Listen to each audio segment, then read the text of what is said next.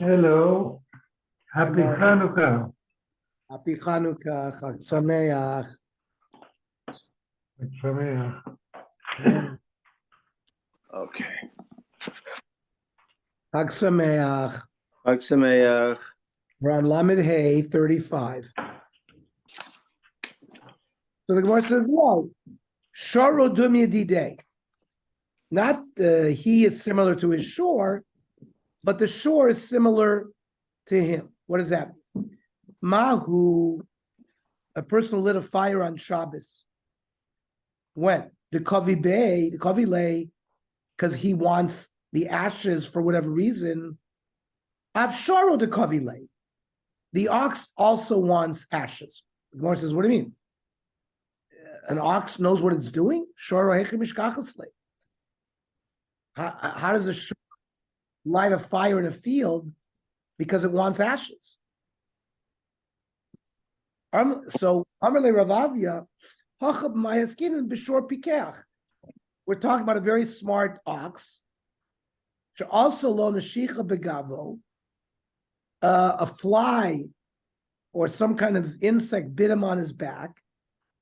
The koboila makle, and he wants to burn the wheat stalks. The igdir bekutma, and then he'll roll around in the ashes in order to heal the affliction that's on his back. So the Gemara asks, Umanaya Dinan, how are we going to know that the ox lit up this field for that purpose? So the Gemara answered, the Lavasar the Kalayat can make a rekutma. Because we see the shore after it created the fire, we see it rolling around. So then we know he did it for a purpose. So, do we have oxen that are smart like that? The Gemara says in. Dahu Torah David Rav Papa. There was an ox that Rav Papa owned. When it had a toothache, he would open up Rav Papa was a beer merchant. He would open up the barrels of beer and he would drink from it because he knew that it was healing for his sore gums. Amr Rabbanan Kamed Rav Papa. Mimatzis Amris, can you say that our Mishnah means Shoro Dumi Didei? That we're talking about shore like the person Vaktani. In the Mishnah itself said, Shoro the Shabiyish Potter. An ox that embarrassed somebody, the owner doesn't have to pay damages for the embarrassment. But Vahu Shabayish, but the human being that embarrasses Chayiv. And if you're going to say Shoro Dumi Didei, how does it be Niskavin Levai Shechem Mishkachaslo? How would you know that an ox is having kavana to embarrass someone? So Kigon Shniskavin Lahazik. If we see that the shore has intent to do damage, the Omar Mar, even Shniskavin Lahazik, even when a human being has kavana to do damage, even though he didn't have specific intent to embarrass, he has to pay embarrassment charges.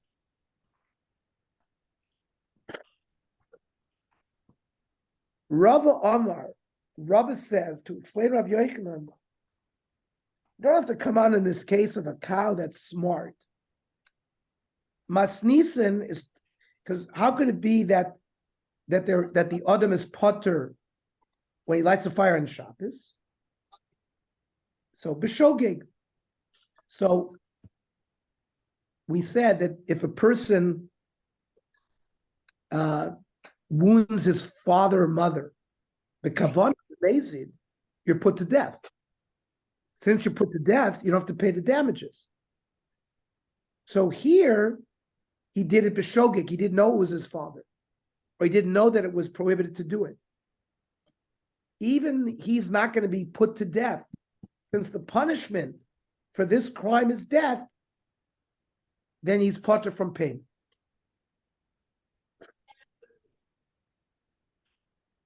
The Torah Vechizkiah. The Torah Vechizkiah, Makeh Adam and Makeh Behema. It says, Makeh Behema Yishal Mena, Makeh Adam you must. It's the end of Emor. From this Hekesh, we learn Makeh Adam and Makeh Behema. Ma Makeh Behema lo chilak ba. When you wound an animal, there's no difference if you wounded him b'shogeg, b'mezid, b'miskavin, le'she'en miskavin, ben derech yirid l'derech aliyah. It's not l'potro momon, it's l'chayvo momon. In all those cases, you're chayv to pay damages. Haf makeh adam, when you strike a human being, lo tachlok bo, and you kill him, there's no difference between shogeg l'mezid, ben miskavin l'she'en miskavin, ben derech yirid l'derech aliyah, l'chayvo momon, el l'potro momon. It's not coming to obligate him to pay, but it's rather coming to exclude him from payment. Because there's an onish misa, even it's not going to be carried out, because it was done b'shogeg, there's a limud that you're potter from that. Amalei Rabban l'Rava. Imatzis mukmis law b'shogeg? How you're trying to learn up our Mishnah that we're talking about a shogeg case? V'ha mipnei shenidon benafsho. It says very clearly he is going to be adjudicated to death. So hachi kamar kivan debemezid nidon benafsho. Ve'echi dami de kaboila efro, like when he lit up a field on Shabbos because he wanted the ash where we said it's a mleches machsheves, and it would be chayiv skila for violating Shabbos. Hashta, even though it's b'shogeg, it's still potter because of what we said. Tam le midrabim Mishnah. Shorsha yeroidef achar shorachem. You see one ox chasing another ox, and then they go around the, then they go around the corner. You lose sight of them, and then when you come, you finally catch up to the animals. V'huzak, the oxen that was being chased,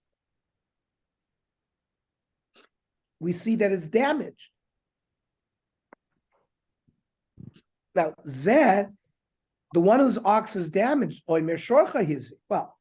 he says the last time we saw your ox chasing after mine. So you're chayv to pay me. V'zeh oimer loki ela b'sela loka.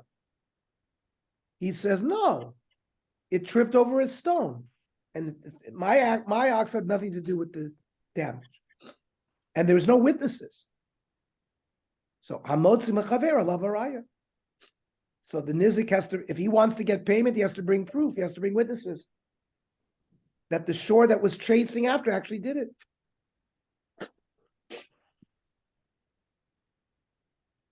It gets even more interesting. Hayu shnayim, two oxen that were owned by two different people. Roitfi machar echa. And they're chasing after a third ox, belongs to somebody else. And then you get around the corner and you find that the ox belongs to Chaim Yankel was damaged.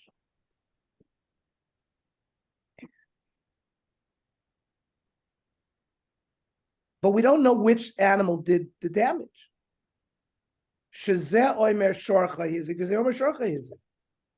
Each one claims that the other person's ox did the damage. Shneim pturim. So they don't have to pay. Each one can push the other one away. However, im hayu shneim shalishecha. If both oxen belong to one guy, so shneim chayovim. Well, why is this different than the first case? You could say motzi mechaber alav haraya, even if he's the owner too. You could say sela easy. No, here the claim is your shore did it, and the other guy says, no, your shore did it. Uh-huh. So without other, Okay. Without further proof, they'd be potter. If you had proof, if they Right, but if they're shel ish echad, it's not like the guy's saying to himself, oh, this shore or that shore. But Kenny, you don't have to resort to the phrase "Hamotzi mechaver alav haraya." That's when there's party A and party B, and party B is trying to get money from party A. But that's what this is here. There's party A is the mazik, and party B is the No, nizak. but here you have two. Here the case is because you have two oxen owned by two different people. So each one is pushing the claim on the other. That's a Right, but if it's the same person, you can't say each is pushing the claim on the other. So the first case we said Shneim Pturim. We're talking about Pturim. We're talking about the when it belonged to two different people, they were potter. Now we said, now the third case is if the two shores belong to one guy, then Shneim Chayovim, he's going to be chayiv to pay because one of them did. So, by the way, it's a funny language, Shneim Chayovim, meaning you could take it out of the hide of either animal. The Gemara will explain later on. Now,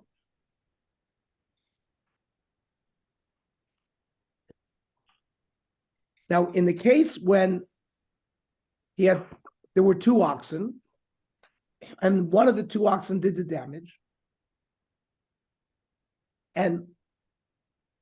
or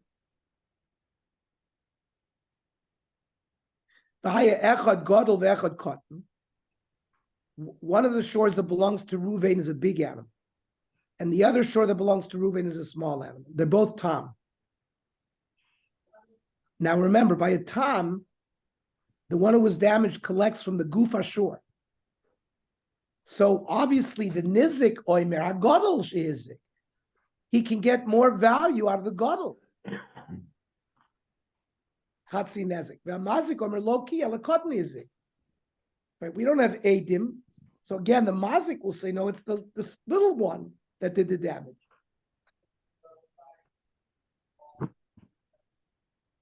Or the same thing, you have two oxen belongs to one guy, but one of them echad tam ve'echad mu'ed. Obviously, the nizik wants to say mu'ed hizik. It's the mu'ed because then he gets nezek sholim. And v'amazik omer lo ki ela tam hizik. No, it was the tam that did it. So I'm only going to pay chatzi nezek. Again, hamotzi mechaver alav haraya. If the injured party wants to get mu'ed payment, he has to bring proof. Otherwise, he's only going to get chatzi nezek payment.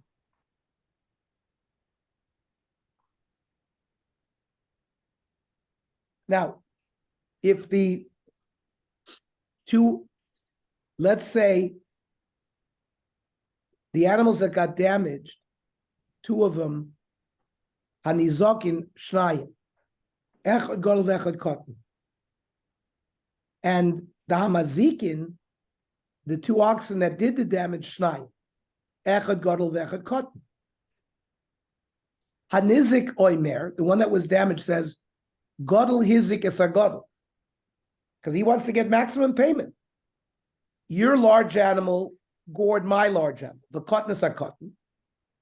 The hamazik, the damager says, low key, ela cotton is a gadol, because then, even if let's say the gadol is worth $1,000, and the cotton is worth $300, so the nizik can only collect from the goof of the cotton, and he won't even get up to the minimum of the $500 of that. Let's say the nezik was $1,000, half nezik is $500, but the cotton is only worth $300. He doesn't have to pay more if it's a tam. The gadol is a cotton. The chayim ayechad tam vechad muad. Hanizik omer muad hizik is a gadol, because you get nezik sholim. The tam is a cotton. The mazik omer lo ki the tam is a gadol. The muad is a cotton. In all these cases, amotzi mechaver alav haraya. In order to get the larger payment, you're going to have to bring proof. Otherwise, you get the minimum payment. There will be payment because one of those two animals did the damage. But to get more, you need proof.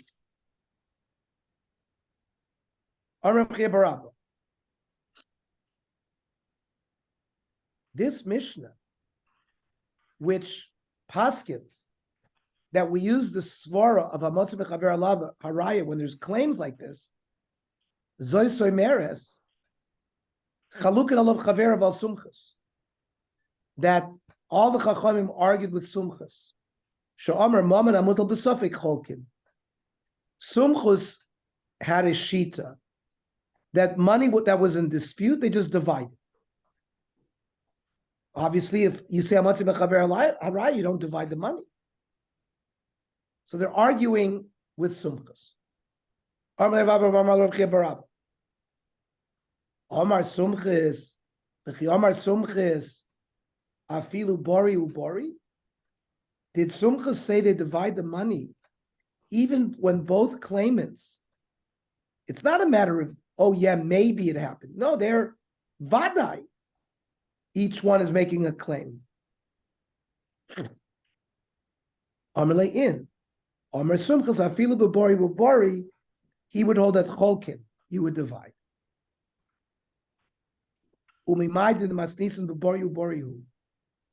How can you prove that our Mishnah is talking about a Bori Ubori claim? Diktanu. Ze Omer Shorcha Hizik. One guy said, no, it was your ox that did the damage. Vize Omer Lo Ki. They're both the same. It said, no, your one did the damage. So it's Bori Ubori. And even so, says the Gemara, Sumchas holds Cholkin, Maskar of Papa. Mi dereisha Bori Ubori. If the beginning of the Mishnah is Bori Ubori Sefer Nami Bori Ubori, we would assume, because usually the structure of Mishnayos are the Reish and the Sefer the same. Well, aim a Sefer. Let's learn the Sefer. Haya echad gadol v'echad katan. Nizik omer gadol hizik. It was the gadol. Umazik omer lo ki ela katan hizik. Or echad tam v'echad muad. Nizik omer muad hizik. V'mazik omer lo ki ela tam. Instead, there are Hamotzi Mechaver Alav Haraya. Now, ha'im lo ma'isi raya. If the party didn't bring proof, shakel kidu amar mazik. We would follow what the mazik said, which is the least payment.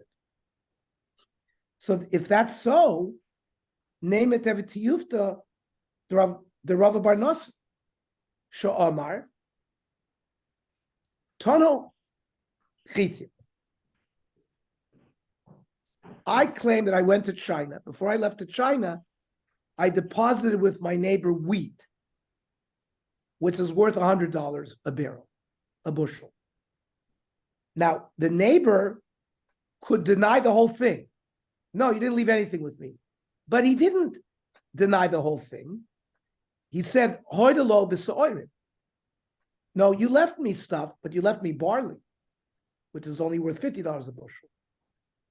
The din is potter. He doesn't have to pay anything. Because the claimant says, I never gave you barley.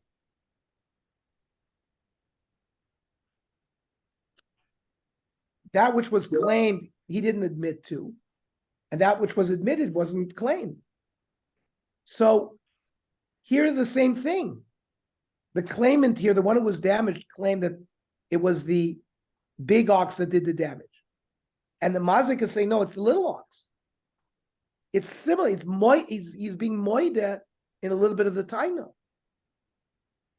Ella, we have to say that the end of the mission is not Bori Bori.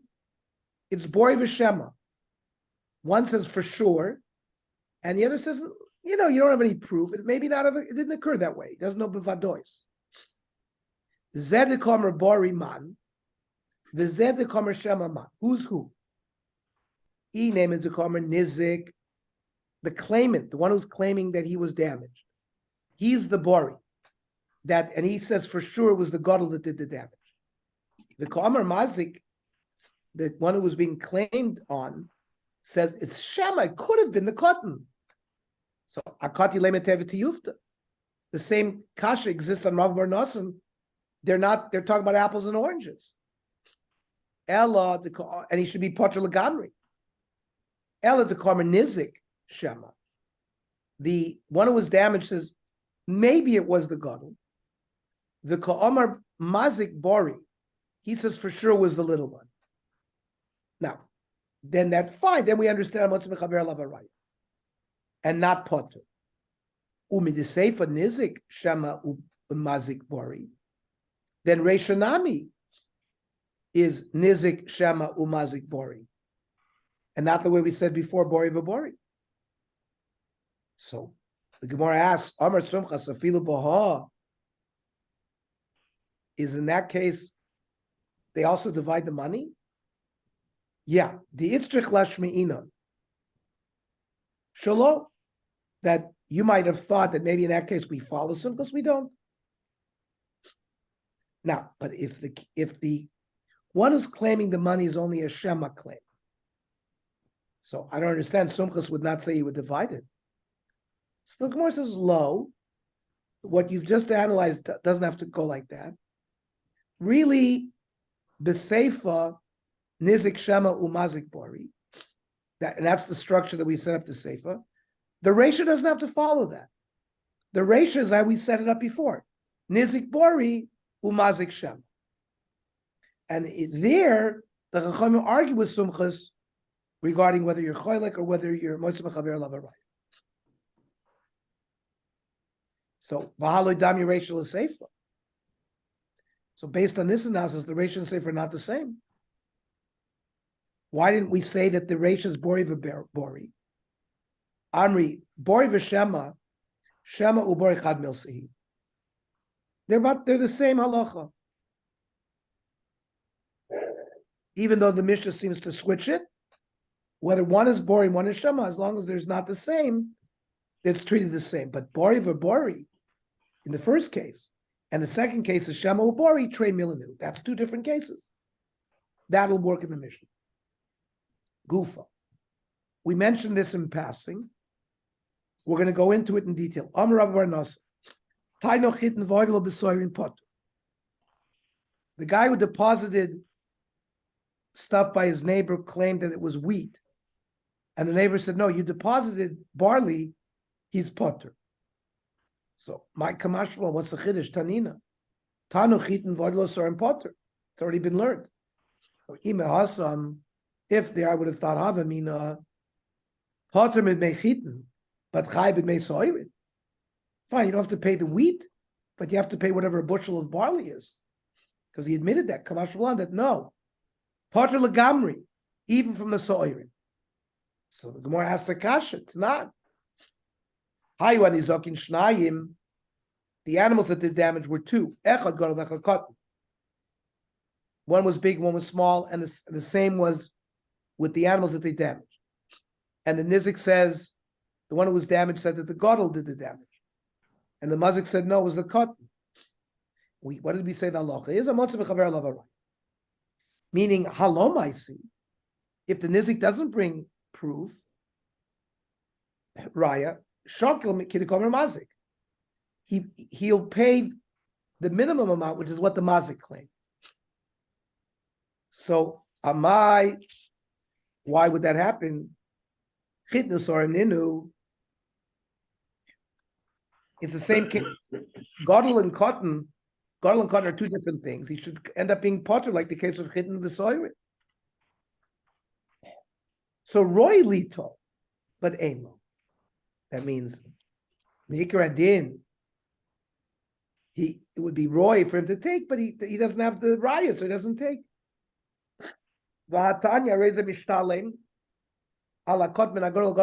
It is payment. This is talking about a case shetofas. The damaged party grabbed assets. They didn't wait for Beis Din. So lechatchila, he wouldn't be able to take from the mazik, but if he took it, we don't take it back. So Tanat, Haya echad tam vechad muad. One of the damagers was a tam, one was a muad. Hanizik obviously oimer muad is esagod. He wants to get maximum payment with tam esagod. V'amazik omer lo ki ela tam esagod muad esagod. It was the tam that damaged the big one. The halacha is the mazik would only pay chatzi nezek Unless I'm Motza B'chaver, love a right. Hello, my Siraya, Shakal Kiduk Omer Maz. Ve'amai Chidin V'sorin, the same question. So, Roy Little Ve'in Lo, it doesn't really take. It's Roy for him to take if he brings the proof, but he doesn't have proof. Okay, we'll stop here. Now, tomorrow,